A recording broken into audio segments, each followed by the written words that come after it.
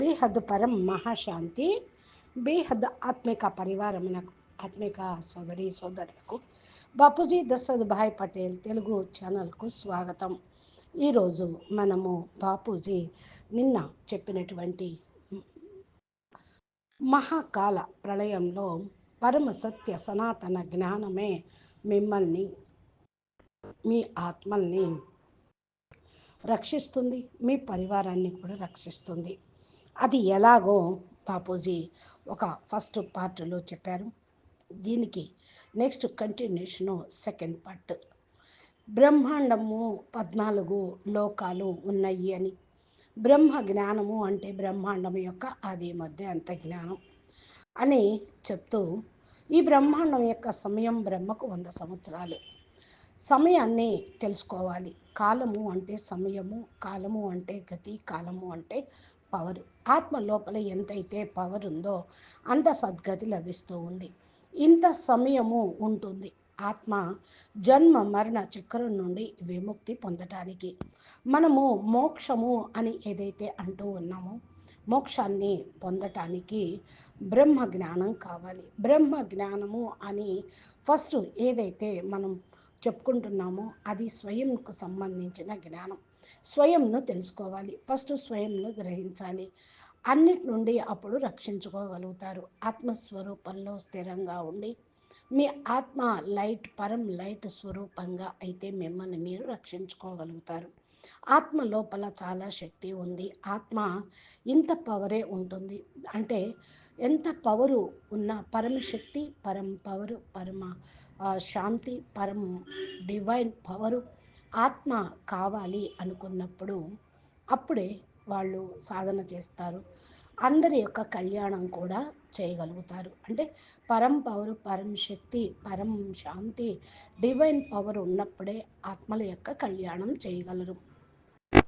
ఇప్పుడు ఎలా కళ్యాణం చేస్తారు అంటే నేను చెప్తాను అంటున్నారు బాపూజీ. చూడండి, బ్రహ్మ జ్ఞానం ఉండటంతో, అనగా బ్రహ్మాండం యొక్క జ్ఞానం బుద్ధిలోకి వస్తుంది. బ్రహ్మకు 100 సంవత్సరాలు బ్రహ్మాండం యొక్క ఆయువు.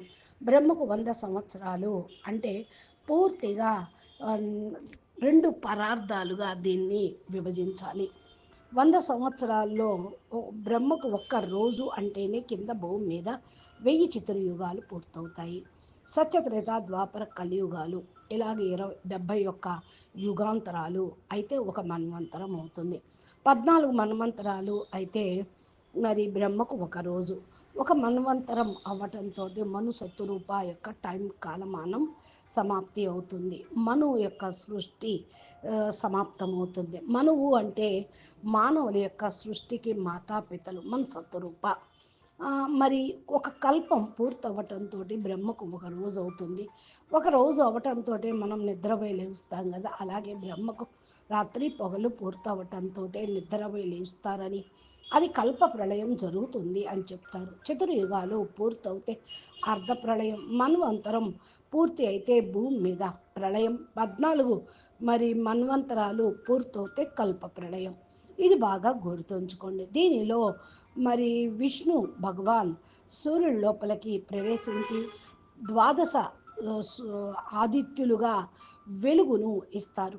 ఈ యొక్క 12 సూర్యుల యొక్క తేజస్సుతోటి 3 లోకాలు అనగా భూలోక, భువర్లోక, స్వర్గలోకము, కింద పాతాళ లోకాలు, అలాగే 55 కోట్ల నరక లోకాలు ఏవైతే ఉన్నాయో ఈ యొక్క సూర్యుడు యొక్క వేడికి మొత్తం దగ్ధమైపోతాయి.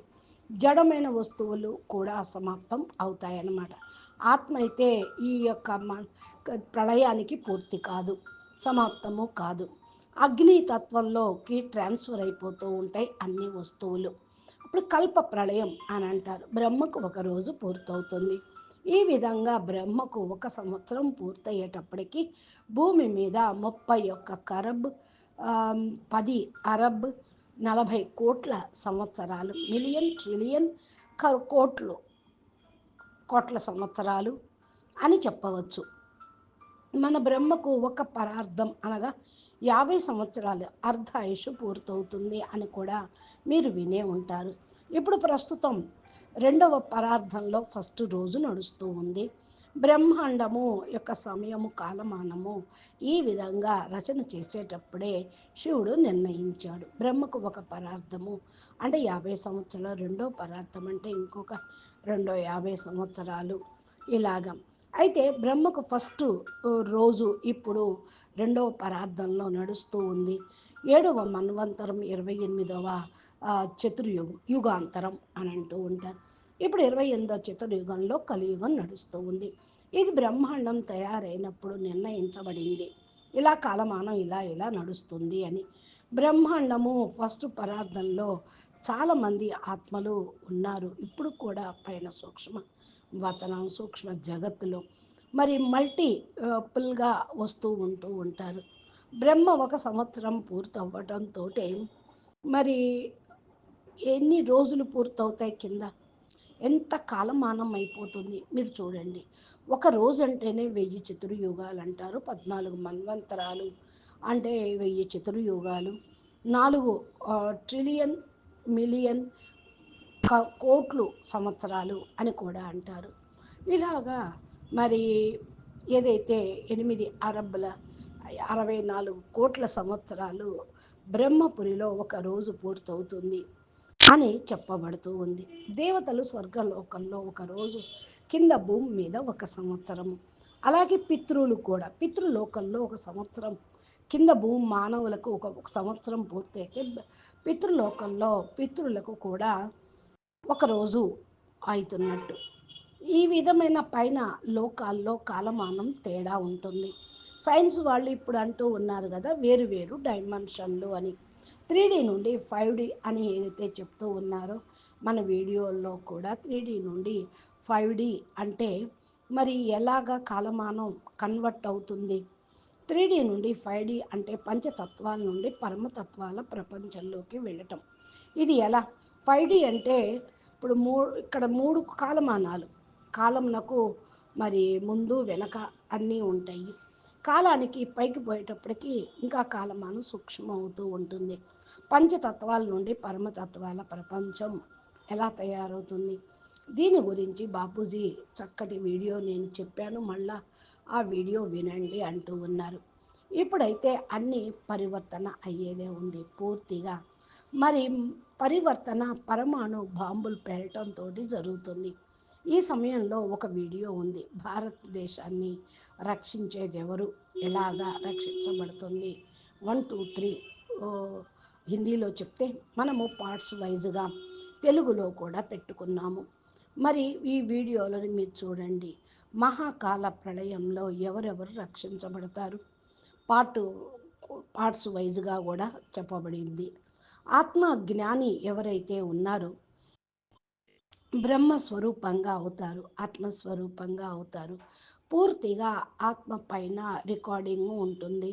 ఆత్మ పైన అంటే ఆది మధ్య అంత జ్ఞానం ఆత్మ లోపల రికార్డింగే ఉంటుంది. కాబట్టి ఈ యొక్క రికార్డింగ్స్ అన్నీ కూడా ఆత్మ లోపల ఉండవు. మరి ఆత్మ పైన ఆవరణలు ఏవైతే ఉన్నాయో దాంట్లో ఉంటాయి. నెమ్మది నెమ్మదిగా ఆత్మలు తమ యొక్క రచయితను తెలుసుకుంటారు. ఎప్పుడైతే ఆత్మను తెలుసుకుంటూ ఉంటారో పరంధామంలోకి వెళుతుందో ఆత్మ బ్రహ్మలోకంలోకి వెళుతుంది, అమరలోకంలోకి వెళుతూ ఉంటుంది. ఆత్మ జ్ఞానంతో నేను ఎవరు, ఎక్కడి నుంచి వచ్చాను, ఏంటి అనేది తెలుసుకోవటంతో ఆత్మ నిరాకారిగా అవుతుంది. సాకారి నుండి ఆకారి, ఆకారి నుండి నిరాకారిగా అవుతుంది. ఆకారి అనగా దేవతలు, పై లోకాల్లో ఉండేవాళ్ళు ఆకారి రూపంలో అవ్యక్త స్వరూపంలో 3 తత్వాల్లో ఉంటారు. అవి కూడా స్థూల తత్వాలే. ఇంకా పైకి వెళ్ళే కొద్దీ 3 రూపాల్లో శరీరము మారిపోతూ ఉంటుంది. ఆకాశము, వాయువు, అగ్ని 3 తత్వాల్లో శరీరం ఉంటుంది. దేవతల్లో ఆకారి రూపంలో ఉంటుంది. మృత్యులోకంలో పంచతత్వాల్లో శరీరం ఉంది. 3 తత్వాల్లో ఏదైతే మరి 2 తత్వాల జలము మరియు పృథ్వీ యాడ్ అవుతూ ఉందో అవన్నీ కూడా తయారవుతూ ఉంటాయి. జడము అంటే పంచతత్వాలు అనగా చైతన్య ఆత్మ ఇరుక్కుపోతుంది. ఆత్మ జ్ఞానం ఉండటంతో ఆత్మస్వరూపం యొక్క అనుభూతి అవ్వటంతో బ్రహ్మ జ్ఞానంను పొందినట్లు. బ్రహ్మ జ్ఞానం ఉండటంతో బ్రహ్మస్వరూపంగా అవుతారు, ఆత్మస్వరూపంగా అవుతారు, పరంధామంలోకి వెళ్ళిపోతారు, అమరలోకంలోకి వెళ్ళిపోతారు. ఆత్మ అజర్ అమర్ అవినాశిగా అవుతుంది. ఆత్మ జ్ఞానంతో మరి నేను ఈ బ్రహ్మాండవాసిని కాదు, మహాబ్రహ్మాండంలోకి గెలాక్సీ ఆకాశ గంగ నుండి వచ్చాను అని అక్కడి నుండి వచ్చిన ఆత్మలకి వాళ్ళ పాత్రలు అనగా వాళ్ళ ఆత్మలో పవర్ ఓపెన్ అయినప్పుడు ఆటోమేటిక్గా రికార్డింగ్స్ వల్ల గుర్తిస్తూ ఉంటారు. ఆత్మ మరల తన యొక్క పురుషార్థం చేసి పవర్ని తీసుకొని మహాబ్రహ్మాండము, మహాబ్రహ్మ, మహా క్రియేటరు, నిరాకారి మహాశివుడు ఎవరైతే ఉన్నారో అక్కడికి వెళ్ళటం జరుగుతూ ఉంటుంది. అక్కడ నిరాకారి మహాశివుడు ఉంటారు. ఇప్పుడు గెలాక్సీ ఆకాశగంగా మధ్య సెంటర్ పాయింట్లో మహాశివుడు ఉంటాడు. మరి ఈ యొక్క పైన ఇంకా పైకి వెళ్తే మరి ఆ మహాపరంధామమే కదా ఉండేది. కెమెరాలో అయితే ఇది కనుక్కోవటం కష్టం. అందుకని సైన్స్ వాళ్ళు దీన్ని మరి పరంధామము లైట్ హౌస్ అని అనరు. పరం లైట్ ఉంటుంది, 10 కళల పవరు. మరి గెలాక్సీలో అయితే 8 నుండి 10 కళల పవర్ ఉంటుంది. యూనివర్స్ అయితే 16 నుండి 20 కళల పవర్ ఉంటుంది. యూనివర్స్లో ఇలాగా అనేక అనేక గెలాక్సీలు ఉన్నాయి. అంటే సైన్స్ వాళ్ళైతే సూపర్ మాసీ బ్లాక్ హోల్ అని చెప్పేస్తూ ఉంటారు. మహాపరంధామమును గెలాక్సీ సెంటర్ పాయింట్లో ఉంటుంది. గెలాక్సీ అంటే ఆకాశగంగా, అనంత అనంత గెలాక్సీలు కలిసి ఒక యూనివర్స్గా అవుతాయి. ఒక యూనివర్స్కు మాలిక్ పరం మహాశివుడు, మా పరం మహా బ్రహ్మగా చెప్పబడుతూ ఉంటారు. సదా నిర్గుణ నిరాకారి రూపంలో ఉంటూ ఆయన ఒక సంకల్పం చేయటంతో తనలాంటి ఆత్మల అనంత అనంత ప్రపంచం తయారైంది. పరం మహాశివుడు ఒక సంకల్పమే అనంత అనంత మహాశివులను తయారు చేశారు. మహాశివుడు నిర్గుణ నిరాకార బ్రహ్మ ఒక సంకల్పం చేశారు, అనంత అనంత శివుళ్లాగా అయ్యారు. బ్రహ్మకు క్రియేటరు శివుడు, ఒక సోలార్ సిస్టమ్లకు క్రియేటర్ శివుడు. ఒక ప్రకాశ సంవత్సరంలో ఉంటూ ఉంటారు. గెలాక్సీ మహాబ్రహ్మాండము ఆకాశగంగా 1,00,000 సంవత్సరాలు, 1,00,000 ప్రకాశ సంవత్సరాలు ఉంటుంది. యూనివర్స్ అనంత అనంత గెలాక్సీలతోటి తయారై ఉంది. యూనివర్స్లో 16 కళలు ఉంటూ ఉంటాయి. అన్నీ కూడా బ్రహ్మ జ్ఞానం ఉండటంతో అంత జ్ఞా ఆత్మలోకి వచ్చేస్తూ ఉంటుంది. ఏదైతే ఏలియన్స్ అని చెప్పబడుతూ ఉందో చెప్తూ ఉన్నారు అవంతా కూడా దూర దూరం నుండి వచ్చినవారు. వేరే గెలాక్సీ నుండి వచ్చారు, యూనివర్స్ నుండి వచ్చి ఉండొచ్చు, గ్రేట్ యూనివర్స్ నుండి వచ్చి ఉండొచ్చు, గ్రేట్ గ్రేట్ యూనివర్స్ నుండి వచ్చి ఉండొచ్చు, మల్టీవర్స్ నుండి కూడా వచ్చారు, దూర దూరం నుండి గ్రేట్ మల్టీవర్స్ నుండి కూడా వచ్చారు. ఇవన్నీ ఆత్మలు సోల్ జర్నీ చేస్తూ ఉంటారు. నేను ఆత్మ ప్రయాణము అనేటువంటి వీడియోలో అన్నీ చెప్పాను అంటున్నారు బాపూజీ. మీరు ప్లేలిస్ట్లోకి వెళ్ళి మీకు ఏ టాపిక్ కావాలో అది టైప్ చేస్తే ఆ యొక్క వీడియోలు తెలుగు ఛానల్లో ఓపెన్ అవుతాయి.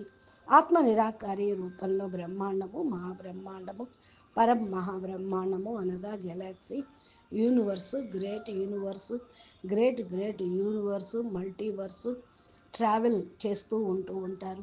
ఏ విధంగా మానవులు ట్రావెల్ చేస్తూ ఉంటారో అదేవిధంగా ఆత్మలు కూడా ట్రావెల్ చేస్తూ ఉంటారు ఆత్మస్వరూపంలో స్థిరంగా ఉండి. ఆత్మ పరం లైట్ యొక్క గతి చాలా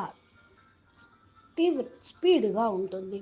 ఎందుకంటే పరం లైట్ యొక్క గతి కాంతి కిరణం యొక్క ప్రయాణం కాదు కదా.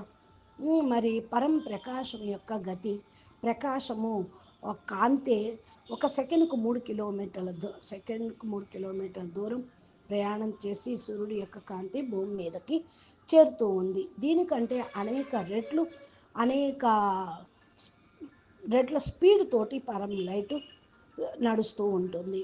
ఒక సెకండ్లో ఎంత స్పీడ్గా నడుస్తుందో మీరు ఆలోచించడం కూడా ఆలోచించలేరు. పరం ధామంలోకి ఒక సెకండ్లో ఆత్మ చేరుతుంది. మహాపరం పరం పరం పరం ధామంలో గ్రూపు ఆత్మలు కూడా జర్నీ చేస్తూ ఉంటారు. సోల్ జర్నీలో ఈ విధంగా తిరుగుతూ ఉంటారని చెప్పాను.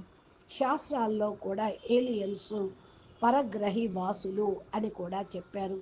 ఏ విధంగా సప్త ఋషులు ఉన్నారు, మరి 7 లోకాల్లోని ఉన్నటువంటి వాళ్ళు ప్రతి మన్వంతరంలో సప్త ఋషులు వస్తూ ఉంటారు.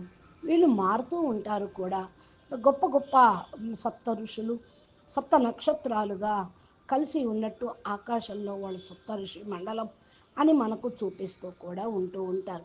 చూడండి, అరుంధతి నక్షత్రం అదిగో అని చూపిస్తూ ఉంటారు. అరుంధతి ఎవరు? వశిష్ఠుడి భార్య కదా. అదేవిధంగా సప్త ఋషులు ఉన్నారు, అక్కడ నుండి వస్తూ ఉంటారని చెప్తారు. ఇక్కడ అందరికీ జ్ఞానం ఇచ్చేసి వెళుతూ ఉంటారు. వాళ్ళని బ్రహ్మర్షి అంటూ ఉంటారు. బ్రహ్మ జ్ఞానం కలిగిన వాళ్ళు, బ్రహ్మాండం యొక్క ఆది మధ్య అంత జ్ఞానం కలిగిన వాళ్ళు బ్రహ్మ జ్ఞానం తీసుకోవటానికి మరి కొండల మీద పెద్ద పెద్ద ఋషులు మరి దగ్గరికి వెళుతూ ఉంటారు. కొందరు గొప్ప గొప్ప మహర్షులు బ్రహ్మ జ్ఞానిగా అయ్యి జ్ఞానం ఇస్తూ ఉంటారు. గొప్ప గొప్ప మహర్షులు మహర్లోకంలోనూ ఉన్నారు. స్వర్గలోకానికి పైన ఉన్న మహర్లోకంలో మహర్షులు ఉన్నారు. బ్రహ్మ బ్రహ్మపురిలో బ్రహ్మర్షులు ఉంటూ ఉంటారు. జ్ఞానం మొత్తం కూడా వాళ్ళ ఫాలోవర్స్ జ్ఞానం కావాలనుకుని వచ్చిన వాళ్ళకి బోధిస్తూనే ఉంటూ ఉంటారు. ఫస్ట్ జ్ఞానము అనేది మనకు అర్థం చేసుకోవాలి. శ్రీకృష్ణ పరమాత్మ కూడా గీతలో ఇదే చెప్పారు. నేను జప తప ధ్యాన యోగాలతోటి నేను లభించను, జ్ఞానంతో లభిస్తాను. జ్ఞాని ఆత్మలంటేనే నాకు ప్రియము అని భగవంతుడు కృష్ణుడు మరి కృష్ణ పరమాత్మ ఈ మాటే అన్నారు. అంటే మీ జ్ఞాని ఆత్మగా అయ్యి నన్ను పరమాత్మను జ్ఞాపకం చేస్తే నేను మీ పాపాలన్నింటినీ వినాశనం చేసి అంతిమంలో ఉన్నతోన్నత పరంధామంలోకి తీసుకొని వెళ్తాను అని. ఆత్మ లోపల స్థూలంగా శరీరము, సూక్ష్మ శరీరము, సూక్ష్మం లోపల సూక్ష్మ శరీరం లోపల కారణ శరీరం, కారణ శరీరం లోపల మహాకారణ శరీరం, మహాకారణ శరీరం లోపల పరం మహాకారణ శరీరం. ఇలాగా ఆత్మ స్ట్రక్చర్ ఉంటూనే ఉంది. అనేక జన్మల యొక్క రికార్డింగ్స్ కూడా కారణ శరీరంలో ఉంటూ ఉంటాయి. ఎప్పుడైతే ఆత్మ బ్రహ్మ జ్ఞానం కలిగి ఉంటుందో, బ్రహ్మస్వరూపంగా పవరు అనేది ఉంటుందో, ఆత్మ జ్ఞానము బ్రహ్మస్వరూపం అంటే ఆత్మ జ్ఞానమే. అహం బ్రహ్మస్మి శివోహం సర్వోహం అనేటువంటి జ్ఞానాన్ని పొందటం. ఆత్మ పరమాత్మ తోటి కనెక్షన్ జోడించినప్పుడు ఆత్మకు పరమాత్మ నుండి పవర్ అనేది వస్తుంది. ఈ కనెక్షన్నే యోగము అంటారు. ఆత్మస్వరూపంలో పరమాత్మ నుండి పవర్ తీసుకున్నప్పుడు ఆత్మ పూర్తిగా తన కారణ శరీరంలో ఉన్నటువంటి మొత్తం ఛార్జ్ చేసుకొని అనేక జన్మల యొక్క రికార్డింగ్స్ ఏవైతే ఉన్నాయో వాటిని సమాప్తి చేసుకుంటుంది. జన్మ మరణ చక్రంలోకి రాకుండా కారణ శరీరాన్ని పరమాత్మ పవర్ తోటి నింపుకోవాలి. మరి కారణ శరీరంలో రికార్డింగు ఉంటేనే, జన్మలకు ఖాతాలు ఉంటేనే జన్మ మరణ చక్రంలోకి రావాల్సి వస్తుంది అని చెప్తూ ఉన్నారు. ఎప్పుడైతే మనకు ఈ యొక్క జ్ఞానంకి సంబంధించిన ఇక వివరణ, మరి కారణ శరీరం మహాకారణ శరీరాన్ని ఎలా ఛార్జ్ చేసుకోవాలి దాని గురించిన వివరణ బాపూజీ ఇంకా చెప్తూ ఉన్నారు. మీరు మా ఛానల్ని సబ్స్క్రైబ్ చేసి గంట సింబల్ని ప్రెస్ చేస్తే నోటిఫికేషన్ రూపంలో మీకు బాపూజీ అప్లోడ్ చేసేటువంటి వీడియోలు వస్తాయి. కాబట్టి మీరు జ్ఞాన మార్గంలో ఈ యొక్క మహాకాల ప్రళయం నుండి మిమ్మల్ని మీ పరివారాన్ని రక్షించుకోవాలి అంటే ఒకటే పరమ సత్య జ్ఞానము అని గుర్తు. పరమ మహాశాంతి. నమస్తే. ఈ వీడియో నచ్చినట్లయితే లైక్ చేయండి, షేర్ చేయండి.